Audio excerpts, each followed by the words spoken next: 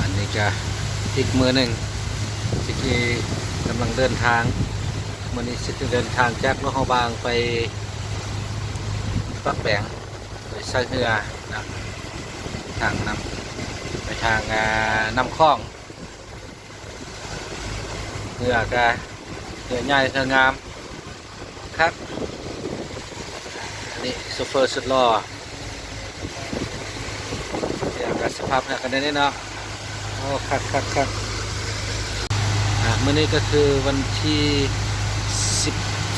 14เดือน2ปี2025ก็คือ14กุมภาพันธ์วาเลนไทน์เนาะมื้อนี้ก็มานำแขกทั้งหมดนี้มี7ท่าน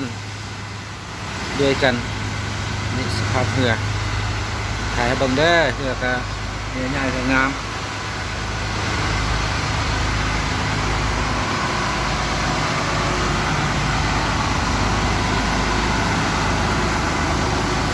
ก็มีมากมายน้ำชากาแฟรวมอยู่ในความสะดวกสบายให้มักได้ก็กินอันนั้นเนาะที่เคาน์เตอร์จอกเบียร์จอกไวน์พาไปเบิ่งห้องน้ำเด้อ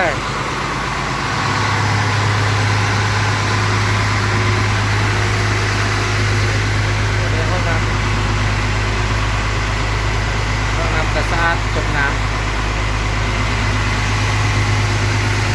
ห้องน้ำนี้มีซ่อมเบื้องได้เบื้องนี้ก็มีห้องน้ำตรงนี้นะตรงนี้เนาะเรียกว่าสีสะอาดเดินมาไปเบื้องข้างล่างตัวนี้เป็นห้องครัวครอบครัวกินนะอยู่ทางล่างในทางล่างก็มีบอนนั่งสะดวกสบายผู้ใดอยากมานั่งทางล่างก็ได้มีบอนนั่งเนาะมีโต๊ะพร้อมนี่ได้อันนี้เป็นทายจากทายเหืออากาศมันก็สีเป็นเศร้าๆนิดนึงนะไม่ได้เนาะโอเคเอาเบิ่งติดตามเบิ่งเด้อฮอดแล้วเด้อทำติ่งก็สิเป็นอันนี้เนาะที่ว่าเอิ้นว่าติ่งก็มันก้อนหินก้อนนี้นี่แหละมันย้อนลงมาทางหน้านี่มันคือเป็นติ่งหู้ติ่งยั่งไม่ทำติ่งแล้วก็มันมี3ชื่อเนาะแล้วก็อีกชื่อหนึ่งก็คือว่าทำปักอูเคปนั่นแหละแล้วก็อีกชื่อหนึ่งก็แม่นเพิ่นว่าบุตตาเคปว่าซั่นแล้วก็มีพระหลายองค์อยู่นี่นะพระน้อยพระใหญ่รวมทั้งหมดนี่ก็มีประมาณ 4,000 องค์ประมาณนี้แหละเนาะอันนี้เบิ่งสังเกตเบิ่งกำขั้วมือนี้มันสิเป็นรูปแบบหน้าขนมีดังมีศพแล้วก็มีคางตัวนี้อยู่เบิ่งขั้วมือนี่เนาะอยู่ฝากนั้นสิว่าเห็นเป็นสี่เหลี่ยมนั่นก็คืออันนี้มันเพิ่นเอิ้นว่าโลงนางอัวมาจากนิทานเรื่องคุณลูนางอัวฝากนั้นก็มีน้ำอูพุทธิมาปองใส่น้ำคลองนะเพิ่นเอิ้นปักอูเนาะบ้านกับบ้านปักอูทำกับทำปักอูเคปนี่ได้นี่สิพาไปเบิ่งทำถึงได้ความจริงก็ตัวนั้นนะฝากนั้นมีขั้นใดขึ้นเมื่อเบิ่งเมื่อถึงนั้นทางหุบไทยหอยได้อยู่แต่ก็สิเบิ่งแต่สิถ่ายแต่สำนีก็พอละสิพามาเบิ่งทำถึงเด้ออันนี้เนาะขึ้นทางขึ้นเมื่อทำลุ่มมันจะเป็นอันนี้แล้วก็ลงมาแล้วก็สิเมื่อทางนี้อันนี้ทางเมื่อทำถึงนี่เนาะสิมาทางนี้จากนี้เมื่อทำถึงก็จากลุ่มขึ้นเมื่อทำถึงนี่ก็ประมาณ150ขั้นใด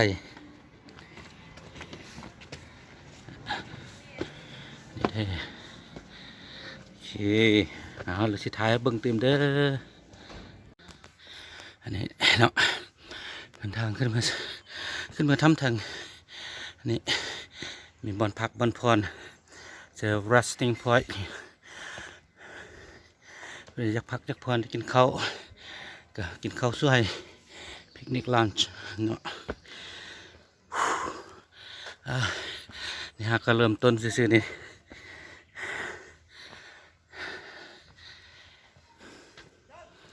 นี่ลงมาเด็กทางไปห้องน้ำขึ้นมานี้เนาะอายาโอ้มันกำลังมาทาซี่กำลังประดับประดาทาซี่ใหม่ตอนฮับปีใหม่ลาวได้เนาะไปไหนอ๋อคักสมเสยเด้อ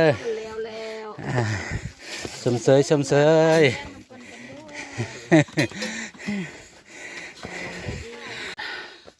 ทางขึ้นก็จะเป็นอันนี้มัดมอสิฮอตแท้ๆแล้วมันก็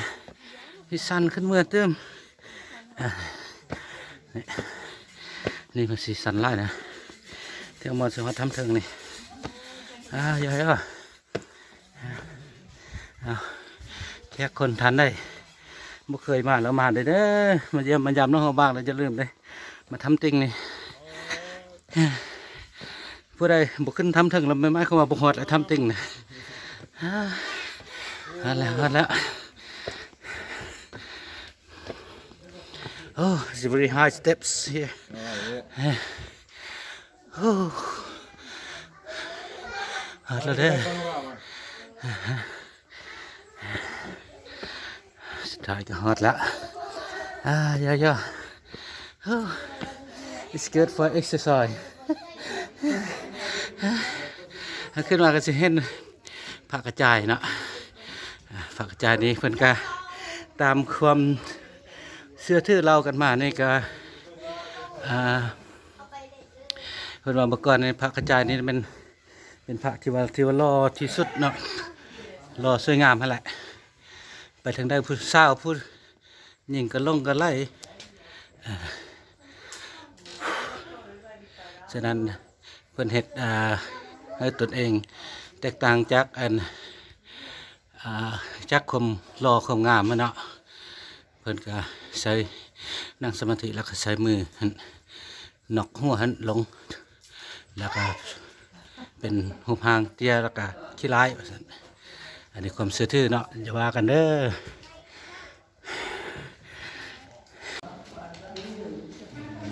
นี่ก็คือหัวซิงก็มีในถ้ำนี่ก็มีพระเนาะน้อยใหญ่เรียงรายอยู่อันนี้ก็เหมือนเดิมที่ว่าเป็นหัวคือคนนอนอยู่นั่นนะในเนาะตัวนี้แล้วมาจากเรื่องคนลูนางอ้วนเนาะอันนี้มันคนหลูนางอ้วนแล้วมันอยู่ทางฝากน้ำคลองฝากนั่นพุ่นผู้ได้มาเรามาเบิ่งเด้อสังเกตเบิ่งเด้อตัวนี้เนาะนี่ตัวนี้มันจะเป็นคือคนนอนอยู่ทึงนี่กลางนั่นแหละมาแล้วสังเกตเบิ่งแล้วมันคือเป็นหุบคนเนี่ยอันนี้มันคุ้นรู้นางอัวเลยมันอยู่ฝากอันนั้นน้ำคลองฝากนั่นพุ่นอันนี้ก็คือประทัดอยู่ในถ้ำถึงหรือว่าถ้ำภูมิอันเดียวกันนั่นแหละแล้วก็อันนี้เติมเนาะนี่บนสักละกราบไว้ของสาวพุทธเวลามาก็มากราบมาไว้มาบูชาเนาะเพื่อให้สิ่งศักดิ์สิทธิ์ปกป้องคุ้มครองให้เจริญรุ่งเรืองหน้าที่เวียกงานดังมั่นคงในฐานะแล้วก็สุขภาพแข็งแรงนี่เด้อเพื่อมาเราจะลืมมาบูชาเด้อนี่ก็คือประตูทางออกของถ้ำถึงหลังจากเข้าไปได้แล้วก็จะออกประตูนี้เนาะอันนี้ความจริงประตูนี้ก็มีประตูมาแต่ดังแต่เดิมแหละแต่400-500 ปีนะสมัยพระเจ้าใส่เสื้อท่าอันนี้มีแต่ว่าเขาเจ้ามาประดับประดาตกแต่งมาซื่อๆเนาะติดดอกไม้ดอกในกำมือไม้ฮะกันแล้วประมาณมุ่งจะได้3-4 เดือนประมาณนี้แหละหลังจากลงถ้ำมาแล้วกสิเมื่อทางนี้เนาะอันนี้ทางเมื่อปักแบงสิเมื่อทางนี้ ส่วนครัวที่เฮ็ดท่านและเป็นสร้างครัวมาสำหรับเฮ็ดเคลื่อนแต่เป็นเคลื่อนไม้เนาะอยู่ทางปักอูน้อยเดียว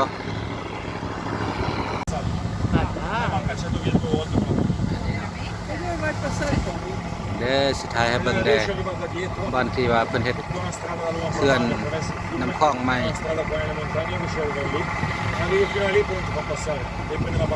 เป็นอันนี้เนาะโครงการสร้างเขื่อนนี่ก็มีหลายปีอยู่ตั้งแต่เริ่มแต่ก่อนหน้าโควิดเนาะแล้วก็เดี๋ยวนี้บ่ฮู้ว่าเฮ็ดไปได้สำใดเบิ่งไปมอๆแล้วสิถ่ายติมเบิ่งเด้อนี่เนาะคือว่าที่ว่าเขาเห็นเป็นรูปท่อนะสิเป็นรางขนส่งซีเมนต์ก็ผสมซีเมนต์อยู่พุ่นใกล้ๆพุ่นแล้วก็ส่งมาตามนี้แล้วเนาะหรือว่าคนแห่บดก็อันนี้ได้สิเป็นอันนี้ละตัวนี้บอลเฮ็ดเขื่อนจะนี่เพิ่นเอิ้นว่าแกงธนูตัวนี้นะแต่เก่ามันก็เป็นแกงเป็นฮาดแท้ๆได้ตัวนี้นะหลังจากเพิ่นสร้างเขื่อนอยู่สยามบุรีแล้วก็นำกระตูมขึ้นมาได้หนึ่งเดี๋ยวนี้เขื่อนก็บ่หายบ่แห้งแกงก็บ่หายบ่แห้งปานได้ละเดี๋ยวนี้นะ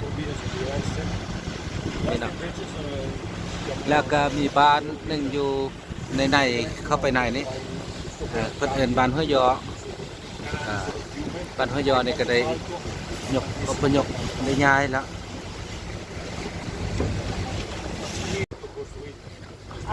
Questo è già tutto costruito. Sì, sì. โอเคออกมานะปูออกมานอกนี่ตอนนี้ก็ยังจงหอมจงทางให้เหงื่อได้เที่ยวเดียว Poter fare un passaggio เพราะว่าอนาคตเพิ่นสิเฮ็ดแบบได้แล้วนักเสียคือเคลื่อนอยู่ที่สยะแต่ว่าเคลื่อนสยะนี่ก็บ่เคยเห็นเทื่อเด้อโอเคทางเบิ่งเด้อมันเป็นอันนี้เนาะก็จะกระเทเอามึงหินเอายังลงมานี่ท่มมาแล้วก็ยังซ้ำนี้แหละ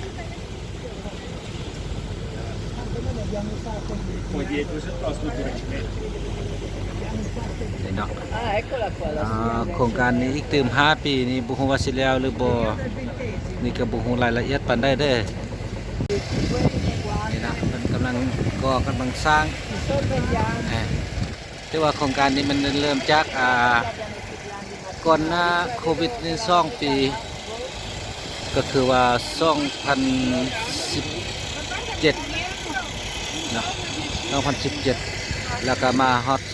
2019ท้ายปีก็ได้หยุดเสาจนว่าแล้วโควิดจะได้ซึบต่อโครงการนี้ก็อีกเติมประมาณมั้ง4-5 ปีแหละสิแล้วนี่นะเบิ่งนี่ Lo faranno andare quando sono chiusi. ก็มีแต่ว่าเบิ่งติดตามนำกันเนาะ Tu hai detto qua. ว่าเติมจากปีสิแล้วนี่โอเคมันเป็นอันนี้เด้อสิถ่ายให้เบิ่งติดเท่านี้เด้อ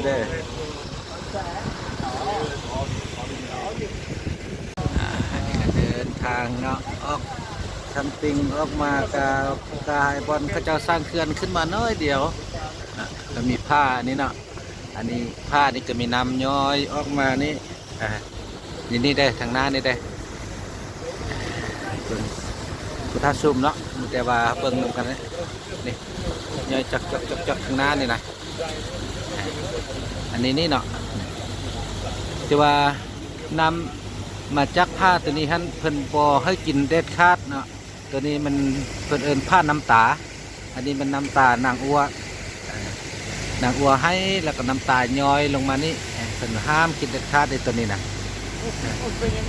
เพิ่นได้กินแล้วสิซกสิเศร้าอันนี้เพิ่นเอิ้นผ้าน้ำตา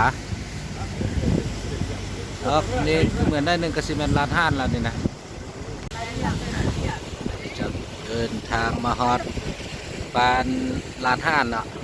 บ้านล้านห้านนี่คือบ้านหนึ่งบ้านเก่าบ้านแก่แต่ว่าเดี๋ยวนี้ก็พยายามอพยพทยอยนี่มันละเพราะว่าน้ำสิท่วมเขาเจ้าเฮ็ดเขื่อนแล้วเขาเจ้าสิน้ำก็สิท่วมแล้วทางรัฐบาลเพิ่นก็จ่ายเงินสดเสยยังให้